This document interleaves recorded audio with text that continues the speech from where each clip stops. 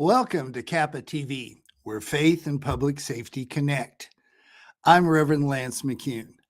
Today, I want to talk about something that doesn't get enough attention, but it quietly undermines some of the best work happening in our communities. It's what I call breaking the connection. And to really understand this, we have to look at it through the lens of something we've talked about before: neutral authority. Neutral authority is not just a concept, it's a structure, it's a framework that allows different parts of the community to work together without losing their identity.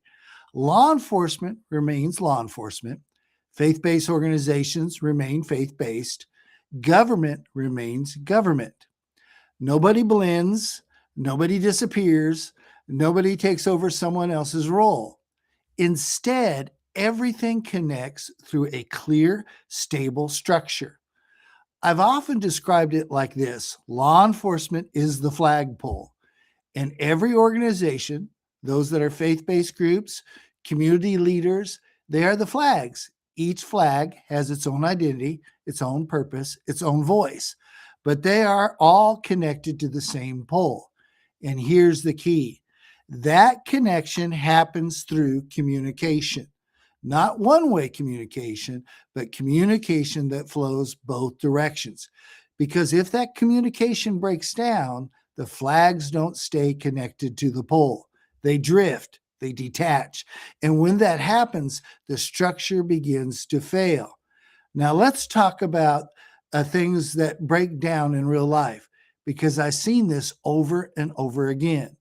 It usually doesn't happen during failure. It happens during success. When faith-based organizations and law enforcement come together, it starts working. Trust is built, momentum grows, communities begin to feel safer and more connected. And that success attracts attention. People want to join in. Opportunities open up. New partnerships are offered. And again, those opportunities can be good, but here's the danger. Instead of building to the flagpole that started moving the flags together, they begin to take those groups that were connected to law enforcement and begin attaching it to maybe schools or civic organizations or outside groups. And without realizing it, they've just broken the original connection. Let me be very clear. Neutral authority requires a stable anchor. In most communities, that anchor is law enforcement. Why?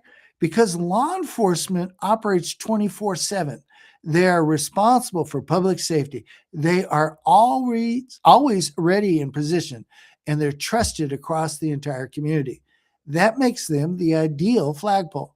So when you disconnect from that anchor or replace it with a third-party organization, you no longer are operating under that neutral authority system. You shift it into something else. That something else may feel collaborative, but it lacks structure. And without structure, alignment doesn't last. There's another place where this becomes even more critical, and that's during crisis. When a disaster hits, when emotions are high, when pressure is intense, outside organizations often step in. National groups, relief agencies, third-party coordinators, and again, they often bring value. But here's the risk: if they become the new connection point, they unintentionally replace local neutral authority connected to law enforcement. And when that happens, the direct connection between law enforcement, faith-based organizations, and community leadership begin to weaken. Communication becomes fragmented, relationships get bypassed, leadership gets confused, and the flags are no longer connected to the original flagpole. This is why your local structure must remain in place no matter what disaster event. Through your emergency management operations system, through your established communication channels, through your relationships built over time, that connection must be protected. Because neutral authority is not something you turn on or off, it's something you maintain. And here's what I've learned: when communities protect that structure, when they keep the connection intact, they don't just respond better to crisis, they also recover faster and better. They communicate more clearly. They build long-term resilience. But when that connection is broken, you don't just lose momentum. You might lose trust. You might lose alignment. And eventually, you might find yourself starting all over again. So here's today's takeaway: stay connected to the right structure. Don't move the flags. Don't replace the pole. And don't allow third party organizations to become your anchor point. Build relationships, yes. Expand partnerships, absolutely. But always do it from the foundation of neutral authority. Law enforcement as the anchor, faith-based organizations as a trusted community voice, government leadership aligned and engaged, all connected, all communicating, all working together without losing who they are.